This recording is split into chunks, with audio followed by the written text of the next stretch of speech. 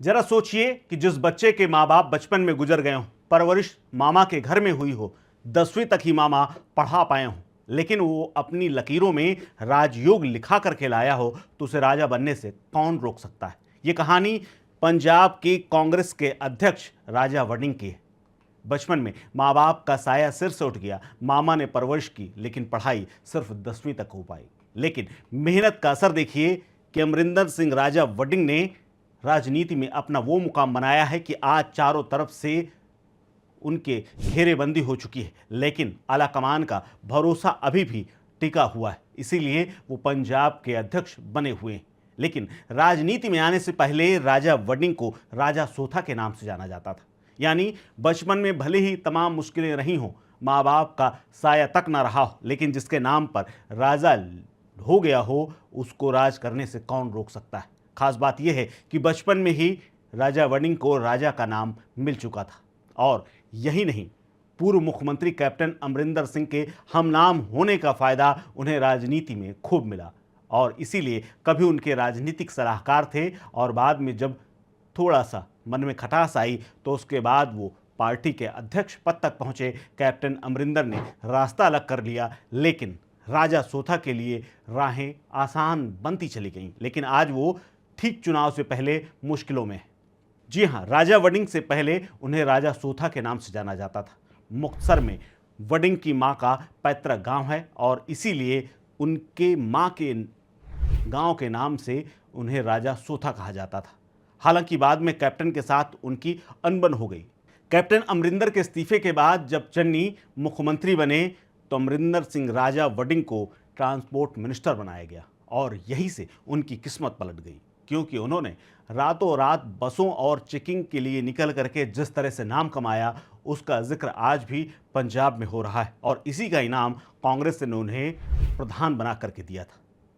जीरकपुर, बठिंडा समेत तमाम जिलों में राजा वड़िंग ने बिना परमिट चल रही बसों पर जिस तरह से खुद रात में निकल करके करोड़ों का जुर्माना ठोका था और उन्हें जब्त कराया था, वो यादें आज भी लोगों के जेहन में है। राजा का इतना कद कैसे बढ़ गया? राजा आखिरकार इतने कद तक पहुंचे कैसे? क्या है पूरी कहानी, एक एक करके विस्तार से बताएंगे। खास बात यह है कि आज राजा का जिक्र इसलिए भी हो रहा है कि पंजाब में राजा की वजह से ही कांग्रेस तमाम तरह से चर्चाओं में। सबसे खास बात यह रही कि वड़िंग ने पूर्व मुख्यमंत्री प्रकाश सिंह बादल के परिवार पर हाथ डाल दिया, जिनसे हर आदमी डरता था, और हाथ डालने तो दूर, बस की तरफ देखना तक मुश्किल था। लेकिन राजा वड़िंग ने बस कंपनी ऑर्बिट ट्रांसपोर्ट की कई बसें जब्त कराई थीं, और उसके बाद हंगामा भी हुआ था। लेकिन राजा टिके रहे, और चन्नी सरकार के आखिरी कार्यकाल के दौरान परिवहन विभाग को जो करोड़ों का मुनाफा हुआ, वो आज भी राजा की सबसे बड़ी उपलब्धि है। फिलहाल पंजाब में विधानसभा चुनाव की तैयारी में जुटी हुई कांग्रेस को लेकर के कई बातें निकल करके सामने आ रही, लेकिन कांग्रेस आज पंजाब में अकेले ही लड़ रही है, और खास तौर पर अपने ही अंदर लड़ रही है। लेकिन पंजाब विधानसभा चुनाव में पिछली बार जैसी हार हुई थी, आज राजा ने एक बार फिर से वो किला बचाने की पूरी कोशिश की है। लेकिन कुछ ऐसे लोग भी हैं जो लगातार धीरे धीरे इन किले की दीवारों में छेद करने में जुटे हुए हैं, और उनमें से पूर्व मुख्यमंत्री जिनके अंडर में राजा ने कभी काम किया था, वो भी शामिल है। राजा वड़िंग विधानसभा में गिद्धबाहा से जीत करके पहुंचे थे, जहां वो 3 बार जीत चुके थे। लेकिन वो तब की बात थी जब आम आदमी पार्टी को 92 सीटें मिली थीं और कांग्रेस को सिर्फ 18। तो आप राजा के औरा को इस बात से आंक सकते हैं कि कैसे उन्होंने, जब आम आदमी पार्टी की लहर चल रही थी, उस दौरान अपनी सीट बचा ली। और इसी का इनाम है कि फिर उसके बाद 2024 में कांग्रेस ने लुधियाना से सांसद बना दिया।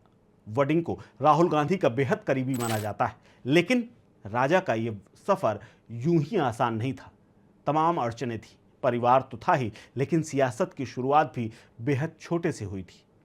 दरअसल उनकी शुरुआत में सबसे बड़ा हाथ है कांग्रेस के पूर्व सांसद जगमीत सिंह बराड़ का। उनकी अगुवाई में ही धीरे धीरे उन्होंने राजनीति सीखी। राजा वड़िंग साल 2000 में मुक्तसर साहिब के ब्लॉक यूथ कांग्रेस के अध्यक्ष बने। बताया जाता है जगमीत सिंह बराड़ ने ही वडिंग को ब्लॉक यूथ कांग्रेस का प्रधान बनवाया था, लेकिन उसके बाद राजा वडिंग ने कभी पीछे मुड़ करके नहीं देखा। अपनी काबिलियत के दम पर लगातार आगे ही बढ़ते रहे। 2005 में वो यूथ कांग्रेस के राष्ट्रीय प्रवक्ता बने। उसके बाद हाईकमान का दिल और जीता। उसके बाद पंजाब कांग्रेस का प्रधान तक बना दिया गया। वडिंग की पत्नी अमृता वडिंग हल्के यानी इलाके में खूब सक्रिय रहीं। इसी बीच में साल 2008 में वडिंग को पंजाब यूथ कांग्रेस का उपाध्यक्ष भी बनाया गया था। 2009 में यूथ कांग्रेस के राष्ट्रीय महासचिव का पद भी मिला था, जबकि उसके बाद साल 2014 में यूथ राष्ट्रीय कांग्रेस अध्यक्ष बने थे। श्री मुक्तसर साहब के रहने वाले राजा वडिंग 2012 के चुनाव में पहली बार गिद्धवाह सीट से चुनाव लड़े और अपने प्रतिद्वंदी पीपी प्रत्याशी मनप्रीत सिंह बादल को हरा करके पहली बार विधायक बने। साल 2017 और 2022 में इन चुनावों में भी साध यानी श्रोमणी अकाली दल के प्रत्याशी हरदीप सिंह ढिल्लों को हरा करके अपनी सीट बरकरार रखी। लेकिन आज राजा वडिंग के सामने पार्टी के अंदर से ही चुनौतियां खड़ी हो रही हैं। राज्य में कांग्रेस कई गुटों में बंट चुकी है। राजा वडिंग कैप्टन सरकार में राजनीतिक सलाहकार थे, जबकि चन्नी सरकार में ट्रांसपोर्ट मिनिस्टर रहे। लेकिन आज वही चन्नी जिनके अंडर में यानी जिनके वो जूनियर हुआ करते थे, वही चन्नी उनकी सेंध लगा रहे हैं और दिल्ली से चंडीगढ़ तक एक किए हुए। हालांकि पूर्व मुख्यमंत्री चरणजीत सिंह चन्नी अपने गुट और समर्थकों के साथ कांग्रेस के आलाकमान को लगातार ये संदेश और दबाव बना रहे हैं कि वडिंग को हटा दिया जाए। लेकिन राहुल गांधी और कांग्रेस आलाकमान का भरोसा ही है कि 2027 के चुनाव में पंजाब विधानसभा चुनाव की तैयारियां राजा वडिंग के साथ ही की जा रही हैं। अमरिंदर सिंह राजा वडिंग पंजाब में कांग्रेस पार्टी के प्रमुख हैं और बड़े नेताओं में से एक हैं, जो वर्तमान में पंजाब प्रदेश कांग्रेस कमेटी के अध्यक्ष हैं। लुधियाना से सांसद हैं, लेकिन उनका कद आज पंजाब में सबसे बड़ा है। और राजा वही शख्स हैं जिनको एक बार तो नवजोत सिंह सिद्धू, जो कि इतने बड़े सेलिब्रिटी और क्रिकेटर रहे, उन्होंने भी बेइज्जत करने में कोई कमी नहीं छोड़ी थी। लेकिन राजा कुछ और ठान करके निकले थे और इसीलिए राजा तमाम चुनौतियों को पीछे छोड़ते हुए आज भी लगातार संघर्ष कर रहे हैं। और राजा का कांग्रेस में पद लगातार बढ़ता जा रहा है और उनका कद ही है कि आज भूपेश बघेल ने भी उनके ऊपर ही मुहर लगाई और रिपोर्ट में आला कमान के सामने कह दिया है कि राजा वडिंग को हटाना ठीक नहीं, क्योंकि वो यूथ के सबसे बड़े चहेते हैं और कांग्रेस को वो ही साध सकते हैं, क्योंकि उनके अंदर कांग्रेस के प्रति निष्ठा है। फिलहाल राजा वडिंग को लेकर के आप क्या सोचते हैं? शेयर कीजिए अपनी राय, अपना ओपिनियन हमारे साथ। आप देख रहे हैं स्टेट मिरर।